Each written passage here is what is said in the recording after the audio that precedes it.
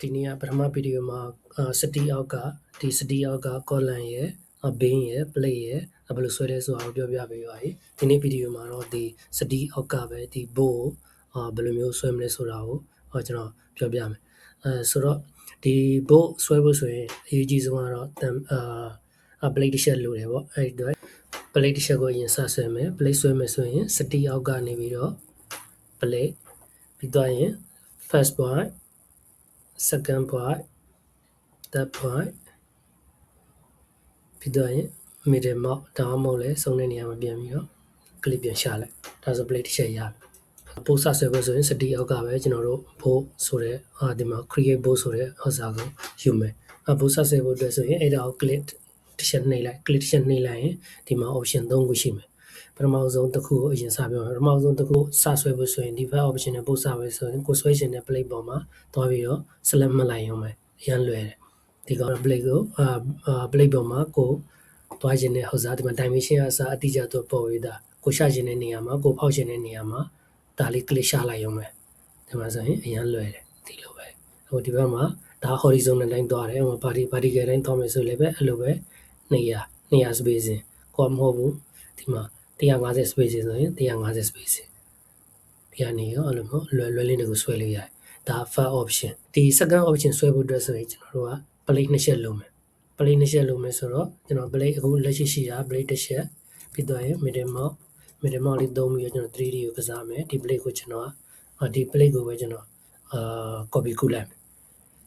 select မှာ right click copy for done ဒီပို့လေးတွေကိုပြန်ဖြတ်လိုက်မယ် select မှာ right click delete so the plate နှစ်ချက်ရပြီ plate နှစ်ချက်ရပြီဆိုရင်ကျွန်တော် second option ကိုသုံးလို့ရပြီ second option ကဘာလဲဆိုတော့သူ manually select the main and secondary back အဲ့ဒီမှာ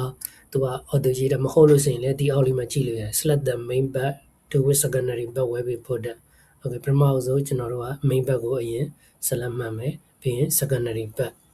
ပြီးတော့ရင်ဒီမှာသူရေးထားတယ် click the middle mouse button so middle mouse button middle mouse လေးကိုတစ်ချက်ဖိလိုက်ပြီးသွားပြီဆိုဒီမှာ cursor point လေးလည်းချိန်သွားပြီအဲ့မှာဆိုရင်သူကဘာလဲဆို pixel location on the back face ခုန first option လိုပဲကိုဖောက်ရှင်တဲ့နေရာမှာတန်းပေါ်လာပြီဒီကောင်ဘာပို့သွားလဲဆိုတော့ကျွန်တော်တို့က main back နဲ့ secondary back ကို select သူကအရင် select မှတ်ပေးရမယ်အဲ့တော့မှဒါလင်းကိုဖောက်ရှင်တဲ့ဘို့ကိုတွားရှင်တဲ့နေရာမှာဖောက်လို့ရမယ်မဟုတ်ရင်ဒီကောင်ဘို့ကအဲ့လိုဖောက်လို့မရဘူးသူက step နှစ်ဆင့်ပို့လာတာပေါ့ main back နဲ့ secondary back ကို select မှတ်ပေးပါတယ်ပြီးတော့မှကိုရှာရှင်တဲ့ကိုဖောက်ရှင်တဲ့နေရာလေးမှာ select လေးရှာပေးလိုက်ရုံပဲနောက် third option ကကြတော့ဘာလဲဆိုရင်ဒီမှာ third option မှာကြတော့ဒီမှာ create using back point set the web blade select back then indicate the book group direction သူကကြတော့ဘာပို့လာလဲဆိုတော့သူကဒီကျွန်တော်တို့ direction လေးကိုကျွန်တော် step point and point direction လေးကိုကျွန်တော်တို့ပြရမယ်အခုဒီမှာကျွန်တော် third option ကို select မှတ်ပြီးပါပြီ okay ပြန်ပြမယ် third option select မှတ်ပြီးသွားပြီပြီးတော့ရင်အဲ့ဒီမှာဒီအောက်မှာဒီ command box လေးမှာဘာလဲဆိုတော့ select the main back ကိုအရင်ဆုံးကျွန်တော် select မှတ်ပြီးတော့ရင် secondary back ပြီးတော့ရင် middle mount pick a point to indicate point တစ်ခုကျွန်တော်တို့အရင်ဆုံးကျွန်တော်တို့ရှာပေးရမယ်ဒီမှာဆိုရင်ဒီ point ဒီမှာ point တစ်ခုကျွန်တော်တို့အခုအရင်ရှာခြင်းတဲ့ point ကပထမဆုံး step point ကျွန်တော်တို့အရင်ပြမယ် step point ပြီးတော့ရင်ဒီမှာသူရေးထားတဲ့ another point to indicate the direction ကျွန်တော်တို့ကိုတွားခြင်းတဲ့ direction လေးကိုဒီမှာရှာပေးလိုက်အဲ့ဆိုဒီမှာပေါ်ပဲဒီကောင်ဘယ်လိုဆွဲမလဲဆိုရင်ပထမဆုံးဒီကောင်ဒီ plus sign လေးပေါ်နေသေးရင်ကျွန်တော်တို့ရဲ့ command ဝင်နေတော့မယ်ဆိုတော့အဲ့ဆိုရင် main back secondary back middle mount ကျွန်တော်တို့တွားခြင်းနဲ့ကျွန်တော်ဖောက်ခြင်းနဲ့ပေါက်ကဒီနေရာလေးမှာဆိုရင်ကျွန်တော်တို့ကဒီမှာ center map လေးကို select map ပြီးရင်ကိုသွားခြင်းနဲ့ direction အတိုင်းကျွန်တော်တို့ကနောက်တစ် point second point ပြပေးလိုက်အဲဆိုဒီမှာ play ကဘောကရောက်လာပြီသူကတော့အဲ့လိုမျိုးလေသူကဘယ်လိုမျိုးဆို first option ကကြတော့ select မှတ်ရုံပဲဒီ second option ကကြတော့သူကmain ကျွန်တော်တို့ကဗာလဲ main back ကိုကျွန်တော် select မှတ်မယ်ပြီး secondary back ကိုselect မှတ်မယ်ပြီးသွားတဲ့အခါကျတော့မှ middle mount ပြီးသွားတဲ့အခါကျတော့မှကိုရှာခြင်းနဲ့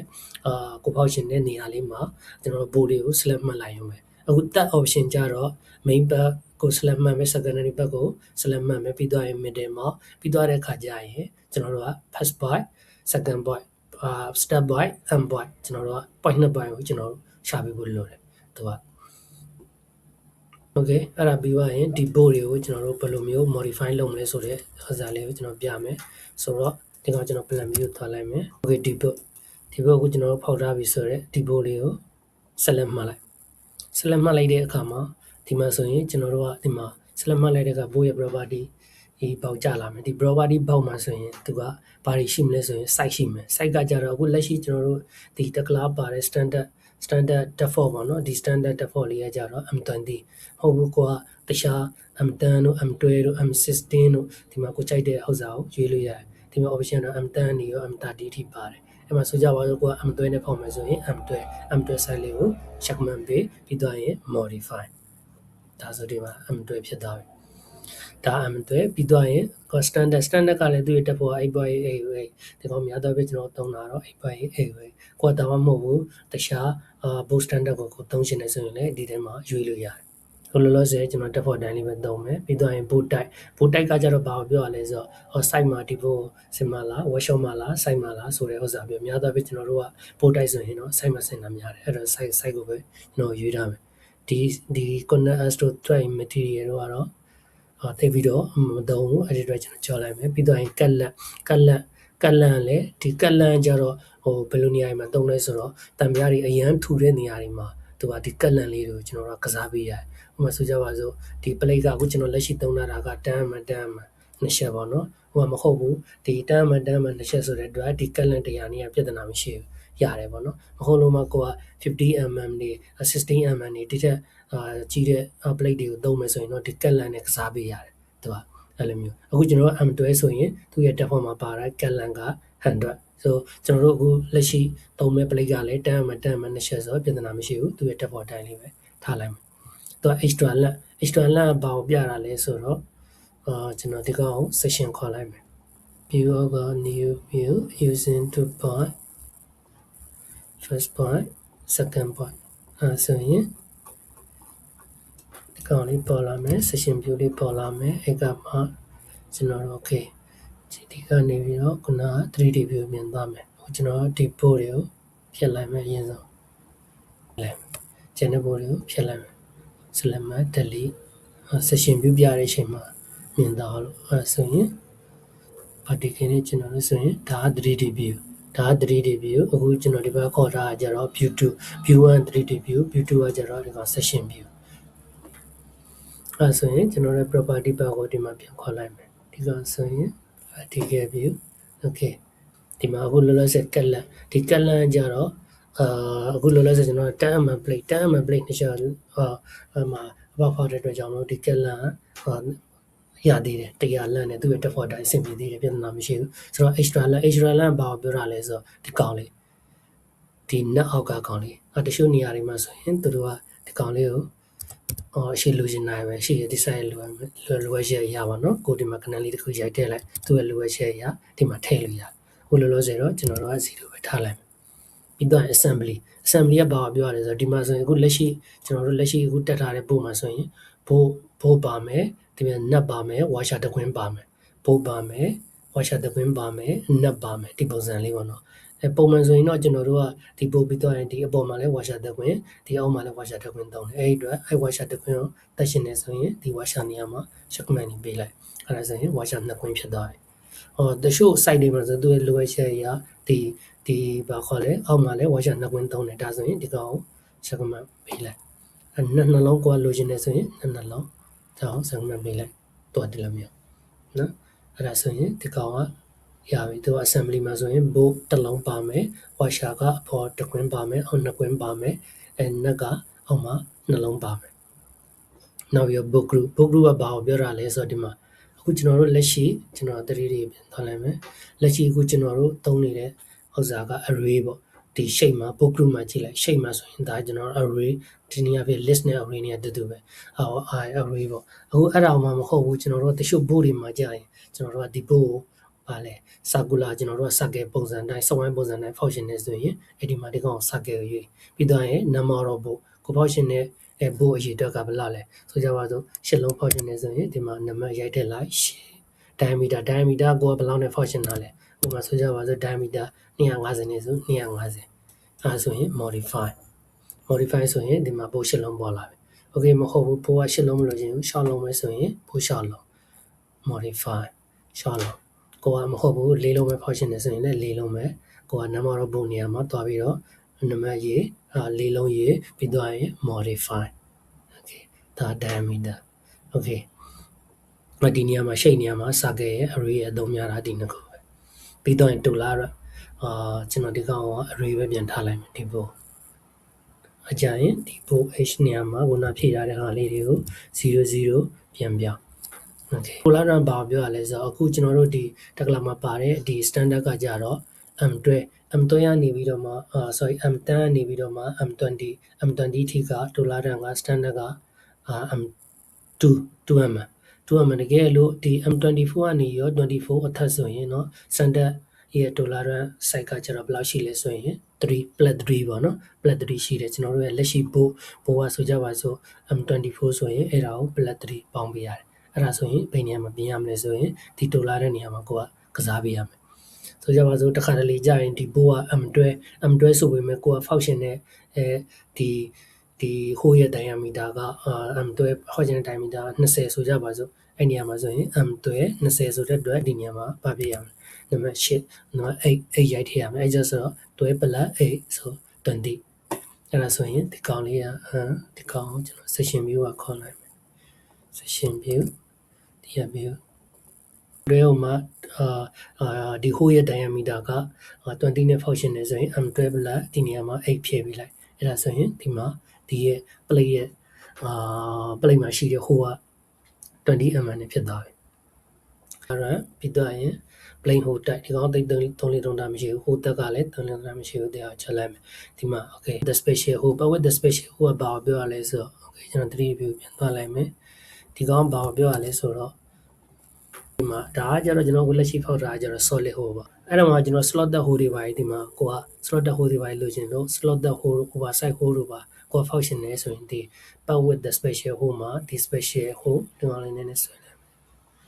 ဒီ special hole ကို segment နေပေးလိုက်အဲ့ဒါဆိုရင်ဒီမှာ special hole type မှာဒီမှာ special hole type special hole slot the hole ဒီနေရာမှာအကုန်လုံးပေါ်လာပြီမဟုတ်လို့ဒီကောင် segment ပေးတာပဲဆိုရင်ဒီနေရာမှာမပေါ်လာဘူးပါမှာslot the hole oversize hole function ဆိုရင်ဒီ but with the special hole မှာဒီမှာအောင်ဆုံး special hole segment ပေးလိုက်တဲ့အခါကျရင်ဒီမှာအခုလောလောဆယ် slot the hole ကျွန်တော် oversize hole တစ်ခုချင်းတာ oversize hole ဖောက်ချင်တဲ့ oversize hole အဲ့ဒီမှာကိုကဒီ oversize နေရာမှာကိုလိုချင်တဲ့ oversize ဟိုစားကိုတော့ရိုက်ထည့်ပေးလိုက်နံပါတ်ရိုက်ထည့်ပေးလိုက်50ဆို50အဲ့ဒီမှာရင် slot the hole ဆိုရင် slot the hole ရွေး slot the hole နေရာမှာကိုကအခု hy direction ရှိရယ်ကိုက slot the hole h direction တိုင်းသွားခြင်းတယ်ဒီ h direction တိုင်းသွားခြင်းတယ် horizontal ပေါ့ h direction နဲ့ကိုဒီမှာခုန50ရိုက်ထားအဲ့ oversize တော့50ရိုက်ထားတဲ့ဟာပေါ့နော်အဲ့50ဆိုရင်ဒီမှာ50သူကဒီ slot the hole လေးကဘယ်လိုသွားမလဲဆိုရင် h direction တိုင်းသွားမယ် horizontal တိုင်းပေါ့နော်သွားမယ်အဲ့မဟုတ်ဘူးကိုက vertical တိုင်း function တာဆိုရင် slot the hole h နေရာမှာသူက0ရိုက်တယ်ပြီးတော့ slot the hole y နေရာမှာ50ရိုက်ထည့်လိုက်အဲ့ဒါဆိုရင်သူက vertical တိုင်းသွားမယ်ဒါ slot the hole vertical တိုင်းသွားမယ်ပြီးတော့ရင်ဒီကောင်ကဘာကိုပြောတာလဲဆိုဒီနောက်ကချင်းသူကစာလေးပေါ်လာ slot offset ပေါ့ slot offset ဆိုဥပမာ y direction တိုင်းသွားတာဆိုရင်ဒီကောင် offset ပေးကိုလိုချင်တဲ့25ဆို25ဒါဆိုပေါ်သွားပြီဟို10mm 50mm ဒါ 50mm ဆိုဒီ slot the hole လေးကို offset ပေးတာပေါ့နော်များသောအားဖြင့်ကတော့စံနာပဲဖောက်တာများတယ်အဲဒါဆိုကျွန်တော်0ပဲပြန်ထားလိုက်မယ် okay ဒါရပြီနောက်တစ်ခုကသူက oversize ပြီးသွားပြီ slot the hole ပြီးသွားပြီဒီ tip တွေကတိတ်မတော့ဘူးဒီ no hole ကဘာကိုပြောချင်တာလဲဆိုတော့ကျွန်တော်ဒီပါတိကေဒီအောင်ဟိုဒီကောင် section တိုင်းမြည်လာဒီ section မှာဆိုရင်ဒီ no hole ကဘာကိုပြောတာလဲဆိုရင်ဒီမှာဒီကောင်တွေကိုအပေါင်းမဖောက်ဘူးဆိုရင်ဒီကောင် modify လုပ်လိုက်သူကဘာလုပ်လဲဆိုတော့ဒီအပေါ်မှာဒီ no hole ကဘာကိုပြောလာလဲဆိုတော့အခုဒီ no hole မှာဒီကောင်အပေါ် special hole ကိုဒီမှာ segment ပေးထားတဲ့အပေါ် hole အဲဆိုရင်အပေါ် plate ကိုကျွန်တော်တို့အပေါင်းမဖောက်ဘူးနောက်ပြီးတော့ဒုတိယ special ဟို segment ဖောင်segment ပေးလိုက်မယ်ဆိုရင်ရှစ်လက်အမှန်ရှစ်ပေးလိုက်မယ်ဆိုရင်ဒုတိယ plate မှာလည်းအပါမပေါ့ဒီလို 3D ကိုပြင်သွားမယ်ဒီဟာဆိုရင်ဒီက oversize ပြီး slot တက်ပြီးပါပြီဒီပါတိတ်သုံးလဲတော့ no ဟိုပြီးသွားပြီဆိုရင် position ကဘာကိုပြောတာလဲဆိုဟိုမှာဒီကောင် on plane မှာဟိုမှာသူက50 mm ရိုက်တက်လိုက်သူကတဲ့ up down မှာ position အပေါ်တက်ရှင်နေဆို50မဟုတ်ဘူးကွာအောက်ဘက်ကိုကစားခြင်းနေဆိုရင် minus ရိုက်ထည့်ပေးလိုက်50ဒီကောင်ကျတော့ position ကစားတာပေါ့နော်အပေါ်ကစားတာအဲ့တော့ကျွန်တော်က0ပဲထားမယ်0ဆိုရင်အလင်းမှာတော့ rotation ဆိုတော့ boot ရဲ့ rotation တွေပေါ့လောလောဆယ် front ဖြစ်နေတယ်တက်ဖို့မှာတော့ပြောင်းကြည့်လိုက်အဲ့ဆိုရင်သူရဲ့ကလန်ပြဖြစ်သွားပြီနော်ကျွန်တော်တို့ကဒီဘက်ကိုပြောင်းကြည့်လိုက်အဲ့ဒါဆိုဘာလဲဆိုရင်သူအပေါ်အောက်ဖြစ်သွားပြီအဲ့ဒါဘယ်လိုမျိုးကြည့်ရင်ပို့ပြီးတော့မြင်တာလဲဆိုရင်ဒီ view မှာကြည့်လိုက်အခုလောလောဆယ်ကျွန်တော်တို့ရဲ့ default ပါတာ front modify အဲ့ဆိုရင်ဒီနက်ကအောက်မှာဘိုးအပေါ်မှာအခုဒီတော့ရွေးလိုက်မယ်ဆိုရင်ကလန်ပြဖြစ်သွားပြီ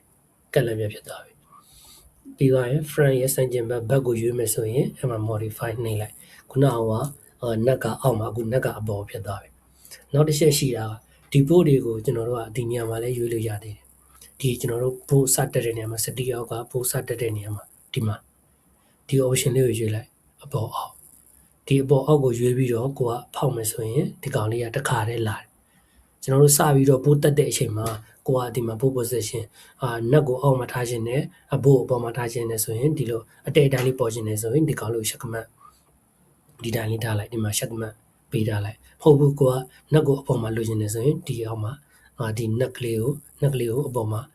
စံကျင်ဘက်ပါနော်စံကျင်ဘက်ပုံစံလေးကိုသူကတွားပြီးတော့ checkmate ပေးလိုက်ဒါပဲဒီနေရာမှာလည်းကျွန်တော်တို့တက်တဲ့ရှင်မှာဒီကောင်တော့ကစားလို့ရတယ်ပေါ့ပြီးတော့ရင်ပါလဲဆိုရင်ကျွန်တော်ရှင်းပြနေခုန tab update ကတော့ကျွန်တော်သုံးတာမရှိဘူးအဲ့အတွက်ဒီ update ကိုကျွန်တော်ကြားလိုက်မယ်ဆိုတော့ပြီးတော့ရင် offset from ဆိုတာကကြတော့ဒီမှာကျွန်တော်တို့က step by end point ရှိတယ်ခုနကကျွန်တော်ဆွဲလိုက်တဲ့အချိန်မှာဒီဘက် point လေးက step by ဒီကောင်လေးက end point အဲ့ဆိုတဲ့အတွက်ဒီမှာဆိုရင် step point ကိုကျွန်တော်တို့ကအခုစားကျွန်တော်တို့ရဲ့ဒီ DH direction ပေါ့နော် plan view ကျွန်တော်တွားကြည့်နိုင်မယ် control plus B plan view so ဒီမှာဆိုရင် H ဝင်ရိုးဒီမှာ Y ဝင်ရိုးရှိတယ် H ဝင်ရိုး DH ဆိုရင် DH ဘက်ကိုဒီမှာကျွန်တော်တို့ကဆိုကြပါစို့50တွားခြင်းနဲ့ဆိုရင်50ခွာလိုက်အဲ့ဆိုရင် DH ဘက်ကို50ဖြစ်သွားပြီပြီးတော့ရင်မဟုတ်ဘူးကျွန်တော်ဒီဥစ္စာကို50မဟုတ်လို့100ဆိုလေ100ပေါ့ဒါဆို100ဖြစ်သွားပြီဒီကောင်ဘယ်လိုပြန်တိုင်းမလဲဆိုရင်အဲ့ဒီအောက်ကမရှားတဲ့ကဒီမှာ horizon နဲ့ပြီးတော့ရင် unity ကိုဘယ်လောက်လဲ100ပြီးတော့ရင်ဒါ DH တိုင်းကို100ဟုတ်ပြီ Y တိုင်းကိုဆိုရင် plus ဆိုရင်အပေါ်သူက50အပေါ်တက်သွားရင် okay minus ဆိုရင် minus အောက်ကိုရောက်သွားမယ်သူကဒီဟိုတရား DH dy ဒီအောင်ဒီလိုကစားလို့ရတယ်ဒါမယ် okay အဲဆိုရင်ဒါကကျွန်တော်အခုပြောနေတာက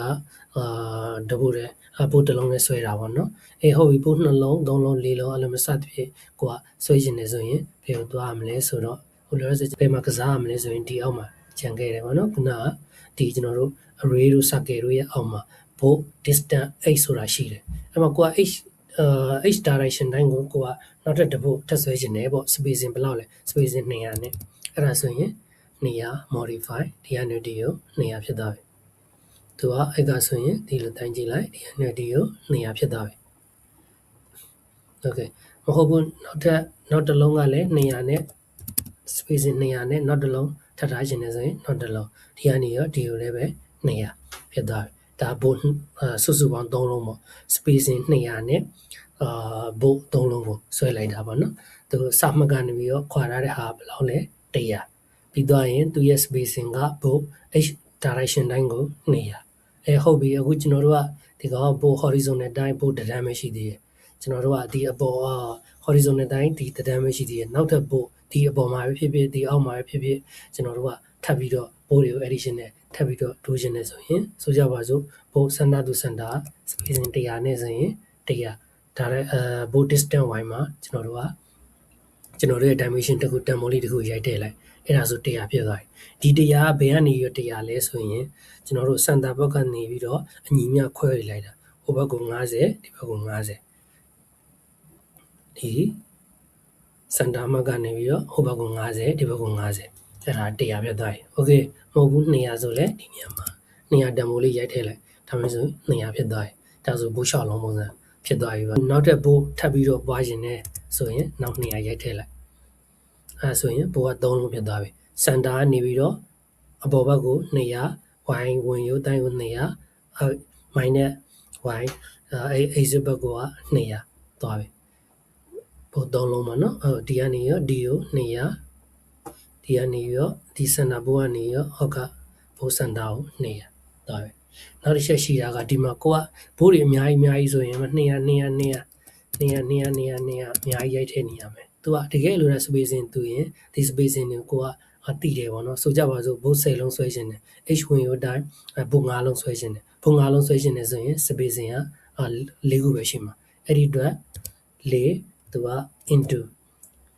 ကိုကဆွဲခြင်းတယ်ဘိုးကဆိုကြပါစို့100 spacing နဲ့ဆို100 spacing အဲ့ဒါဆိုရင်သူကဒီလိုမျိုး menu တွေကိုရိုက်ထည့်လို့ရတယ်နော် keyboard ကနေပြီးတော့အဲ့ဆိုဒီက spacing က4 spacing သူရဲ့တန်ဖိုးက100တန်ဖိုးနဲ့ဆိုရင်အဲ့ဆိုဘိုးက9လုံးဖြစ်သွားလိမ့်မယ်အဲ့9လုံးကဘယ်တိုင်းလဲဘိုး distance h direction တိုင်း9လုံးဖြစ်သွားလိမ့်မယ် okay y တန်ဖိုးမှာလည်းပဲကိုကဟုတ်ပြီကိုသိပြီကိုကဆွဲချင်တာကဘိုး6လုံးဘိုးကျွန်တော်တို့ဘယ်လိုပြောရမလဲ horizontal တိုင်းပေါ့နော်5 row နဲ့ဆွဲချင်တာဆိုရင်5 row into 5 row ဆိုရင်4ပဲရိုက်ထည့်ရမှာ5 row into ဆိုကြပါစို့200နဲ့သွားမယ်ဆို200 modify အဲ့ဒါဆိုရင် 4 spacing ဆိုတဲ့အတွက်ကြောင့်မလို့ဘိုးက horizontal တိုင်းမှာဆိုရင်5ခု5တန်းထွက်သွားမှာပဲเนาะ5 row ထွက်သွားမယ် column က5 column 5 column 5 row ဘို့ဒီရေအတွက်ထွက်သွားမယ်เนาะ okay ပြီးတော့ရင်ဒီနေရာမှာခုန step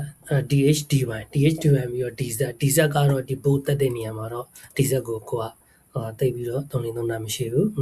ပဲကျွန်တော်ထားတယ်ဒါကအခုလက်ရှိကျွန်တော်ဆွဲပြနေတာကဒီတက်ကလာမှာပါတယ်တက်ဘော်ထဲမှာပါတယ်ဘိုး site တွေကိုပဲကျွန်တော်ဆွဲပြတာပါเนาะဒီဘိုးရဲ့